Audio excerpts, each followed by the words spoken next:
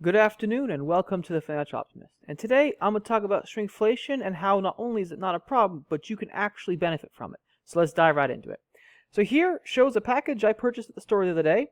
I was getting myself some stacks of Butterfingers, one of these guys right here.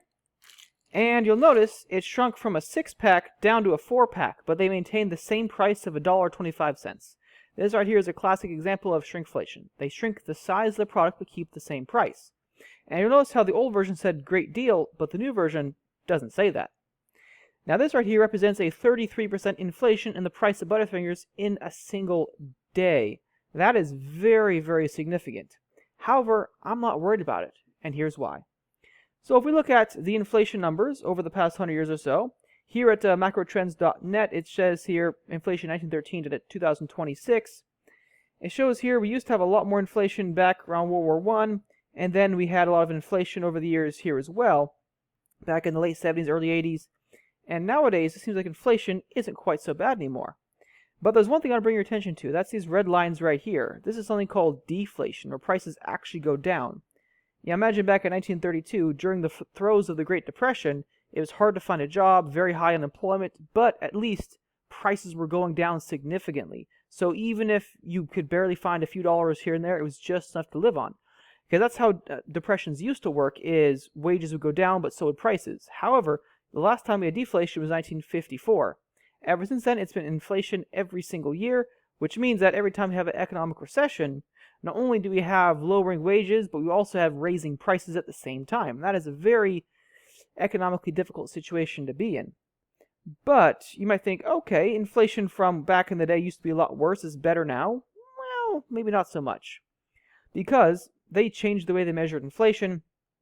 Back before the 1980s, they had a certain formula they used, but then in 1980, they started changing the formula. The red line represents here inflation using the new formula, and the blue line represents inflation using the old formula. So this shows here we're closer to around, 3-4% according to the current formula, but more like 12% according to the old formula. And this here is the 1990 formula as well. It shows that, current inflation is around 4, but this formula shows around 8%. So there's depending on whether you like the old formula or the new formula, there's a few different numbers that one could debate over about which one is the more accurate inflation number. But you look at, sources like the United States Congress Joint Economic Committee, they show that the year-over-year inflation right now is 3.26% as of March of 2026. So, it is up from previous years. And if you look at here in these charts, you notice it's been like, about 3.0, 2 point something the past couple of years here, so inflation is starting to tick back up, predominantly driven by higher fuel prices. But there's something else to consider. Inflation doesn't just drive up the prices of Butterfingers at the store, it also drives up the prices of assets. So take, for example, this chart here, which shows on the blue line the Dow Jones Industrial Average, and the red line is the Consumer Price Index. And you'll see right here at 3.29%, that's where we're at right now. But you'll notice back in the 1980s, the inflation rate was above that of the Dow Jones Industrial Average. So if you were an investor back then, inflation absolutely hammered you. But the last time the two met was back in 1991. Ever since then, this particular investment metric has outpaced inflation. Even if you're going off the old pre-1980 numbers where it shows inflation, real inflation is around 12%, you'll notice here it's not at 12%, it's at 14%. So it doesn't just match inflation, it actually beats it. And so this right here is why I constantly talk about having a very high savings rate here on the Financial Optimist. Because if you're still living paycheck to paycheck, you're forced to pay the higher prices when inflation happens, but you don't get to capitalize on the higher asset values.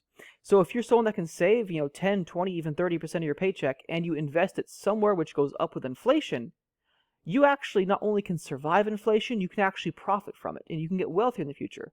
So next time I go to the store and I see one of these 6-pack Butterfingers for sale, or rather a 4-pack for sale, I can afford the higher prices because I have a high savings rate, I invest that money wisely, and so I'm not concerned with consumer price increases. I know I can survive it because of my high savings rate and my investment. Now with that said, here at the Financial Optimist, I don't give investment advice. I'm a personal finance channel, not an investment channel. If you want to know where to put your money, there's plenty of great channels out there that show you how to do it.